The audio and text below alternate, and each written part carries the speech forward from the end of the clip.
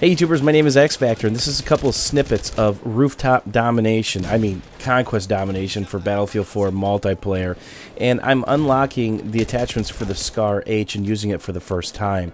And I used to be pretty sad in the pants. The reason why is the G3A3 is not going to be in the release of Battlefield 4 initially. There's speculation that it might be part of one of the DLCs, but that made me really sad because that was one of my all-time favorite guns to use because it was just a headshot machine. And it was just a beast at medium and long range. Well, the Scar H is going to quickly fill that role. It has a pretty high vertical recoil that's easy to counter. But the way the damage is in this game, it does 34 point blank to the chest, but it does 25 at the furthest range. Like, that's a total drop-off. What's that mean? If you put 2 to the dome piece, no matter what the range, the player's going to flop over like a rag doll. That's it. Lights out. Enjoy your respawn screen. So I'm trying to figure out if I really need to tap fire this, burst it, mag dump at what ranges, because I literally just picked up this weapon. And the iron sight kind of stunk. It reminded me of the FAMAS peering down a midget's butthole, but this is a beauty. Right there, the Scar H. Picking off those rooftop dominating warriors and moving on with your day. And I'm partnering this up with the mass in a couple of these clips. And obviously just spawned into a little bit of a party. And the question is figuring out the little nuances. What can you really get away with this weapon? The hipfire without a laser sight is pretty brutal. And again, if you get a max reload with 20 in the mag, 1 in the chamber, that's only 21. So you're kind of limited there. The rate of fire isn't the highest, just like the G3A3.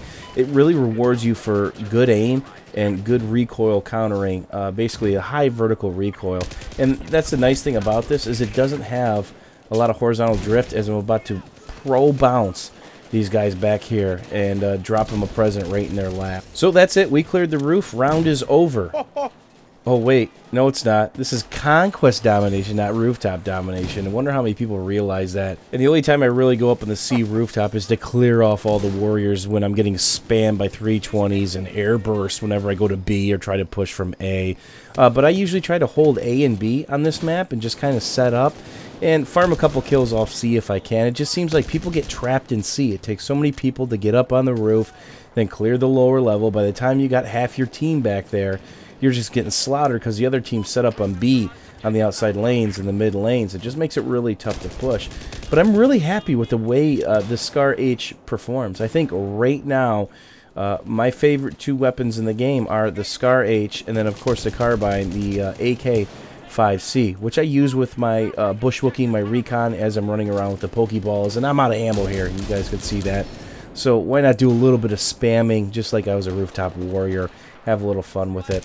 So the key to this gun, and you see me try to figure this out, is how much deviation is there when I'm strafing and shooting while ADS and while hip firing. And as you can see, the hip fire pattern there is kind of big.